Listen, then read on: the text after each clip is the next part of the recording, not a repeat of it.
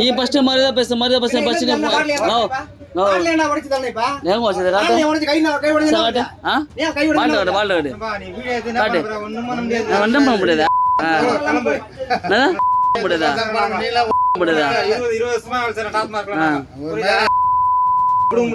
போட முடியாதா சரி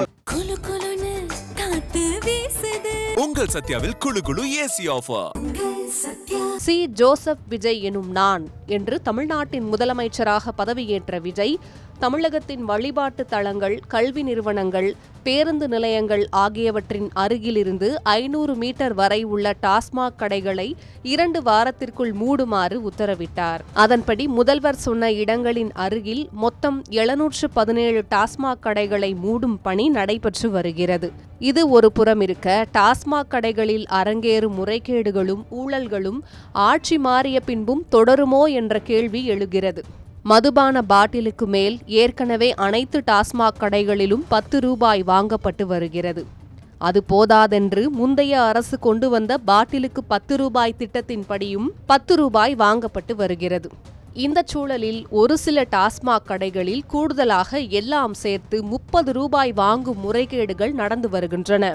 இதை குறிப்பாக மதுப்பிரியர்கள் தட்டி கேட்டால் எங்களை ஒன்னும் பண்ண முடியாது என அரசுக்கே டாஸ்மாக் ஊழியர்கள் சவடால் விடுகிறார்கள். பீருக்கு 30 ரூபா அது நீ வெளியே ஒன் ஷாப்ல வாங்குறாங்களா? ஒன் ஷாப்ல வாங்குறாங்களா? ஒன் ஷாப்ல வாங்குவீங்களா 10 ரூபா? நான் கேட்கறேன் 10 ரூபா சிக்கர் ஓட்டல அதை கேட்கறானு அதை சொல்ல மாட்டேன். என்கிட்ட வந்து 10 ரூபா 30 ரூபா நாங்களும் பேசிட்டு பீர் இது வாங்குறேன். ஓகே இங்க ஏன் வாங்குறேன் கேட்கற 10 ரூபா எக்ஸ்ட்ரா என்ன பாப்பா என்ன கம்ப்ளைண்ட் கொடு பாப்பா. எல்லாத்தையும் இப்பதான் ரூடா பேசுங்களா? பாட்டி 10 ரூபா எக்ஸ்ட்ரா வாங்க தருது ஸ்டிக்கர் ஓட்ட பார்க்க தெரியுதா உங்களுக்கு? நீ ஃபர்ஸ்ட் மரியாதை பேசு ஃபர்ஸ்ட் நீ நோ நோ ஏங்க வச்சது காட்டு காட்டு வால்ட் காட்டு நீ வீடியோ எடுத்து ஒண்ணும் பண்ண முடியாது நான் ஒண்ணும் பண்ண முடியாதா முடியாதா முடியாதா 20 வருஷமா வச்சற டாப் மார்க்ல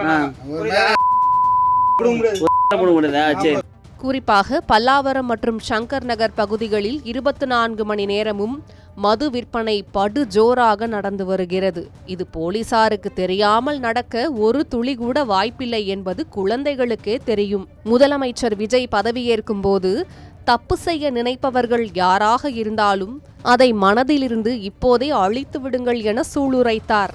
அது கட்சிக்காரர்களுக்கும் அரசு அதிகாரிகளுக்கும் காவல் அதிகாரிகளுக்கும் உள்பட அனைவருக்கும் தான் என்பதை முதலமைச்சர் விஜய் நிரூபிப்பாரா?